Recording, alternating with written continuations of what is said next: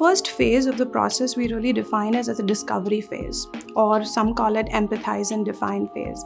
And during that phase, you really put aside your hypotheses and your internal perspectives and really try to immerse yourselves in the minds of the end user. We begin by doing user research and strategy to really set up and understand what's competitive in the market, what does the user want, and also understanding from the business's perspective what you're prepared to support. We really think that that's the most important part of the process, is making sure that you're building the right thing and not just something because you have a budget that you need to leverage this year. And the key element of the product methodology is getting something out there. Getting releases in the market as quickly as we can allows us the opportunity to get feedback and then potentially pivot so that we're consistently solving that user's needs. From then, we can always adapt our strategy.